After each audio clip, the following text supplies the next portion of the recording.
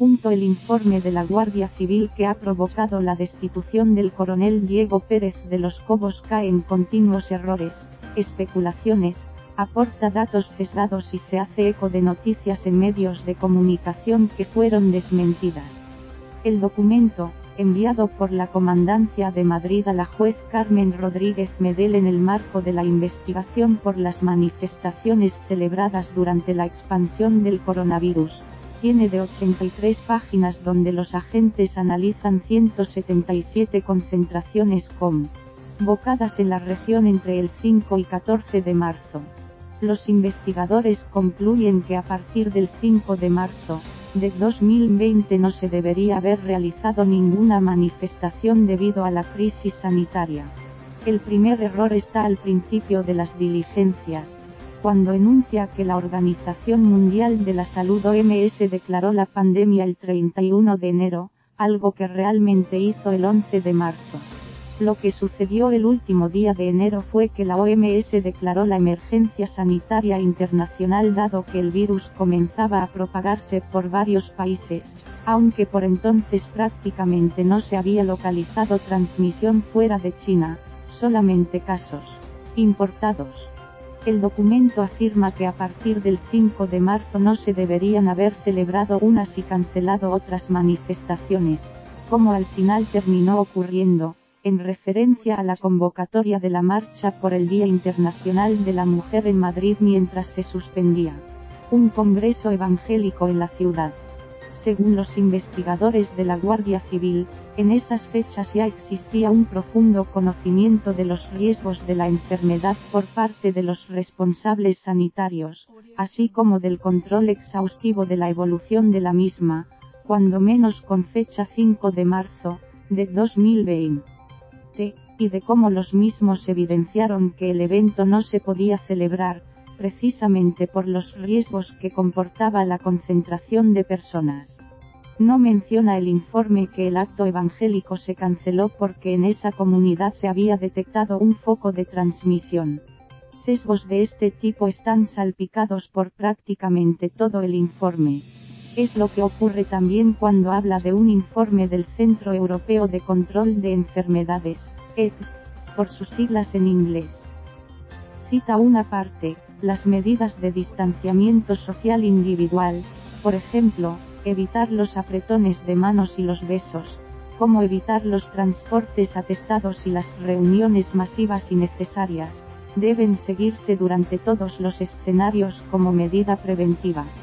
Pero omite otra, en los escenarios 1 y 2, la cancelación de las reuniones masivas en la UE/EE puede estar justificada en casos excepcionales, por ejemplo, grandes conferencias con un número importante de participantes de una zona afectada.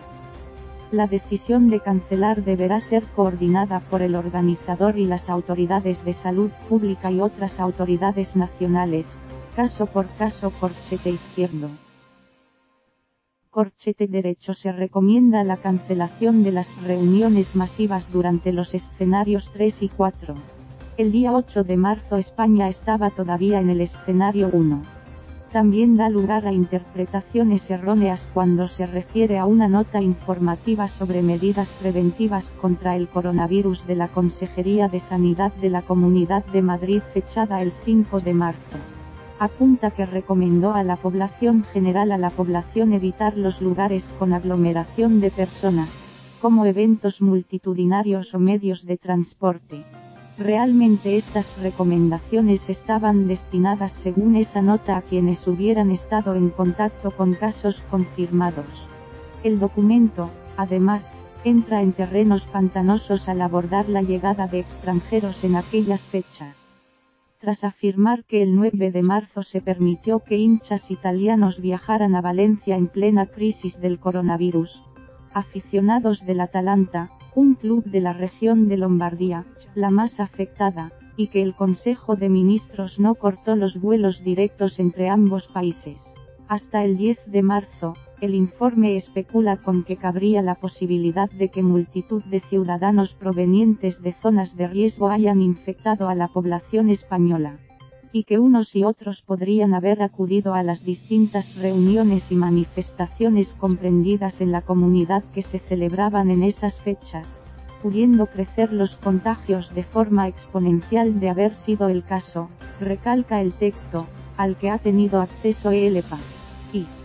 Según el documento, 130 manifestaciones se celebraron, 35 se desconvocaron, 12 de ellas, a instancia de la delegación del gobierno mediante llamada telefónica, 8 no se desarrollaron finalmente y de 4 no constan datos. Se ha constatado que la delegación Corchete Izquierdo del gobierno Corchete Derecho tenía conciencia del peligro que suponía la celebración de reuniones y manifestaciones en fechas previas a la declaración del estado de alarma, afirma el documento, donde los agentes inciden en que, en 20 comparecencias, han tomado declaración a los promotores de varias de las citas desconvocadas y subrayan que existen llamadas de la delegación del gobierno para sondear su intención de cancelar las mismas ante la grave situación sanitaria generada por la COVID-19. La inexistencia de ningún tipo de registro de dichas llamadas telefónicas en los expedientes remitidos por la delegación del gobierno, así como el especial interés por parte de la delegación en que fueran los propios asistentes los que llevaran a efecto la cancelación de las manifestaciones, hace considerar, por un lado, la posible intencionalidad de la delegación en que las mismas no figuren en ningún registro oficial, y, por otro, el amplio conocimiento de la delegación de los riesgos que comportaba la celebración de las concentraciones ante posibles contagios generados por la COVID-19 y su interés real de que no se celebraran, acusa el informe.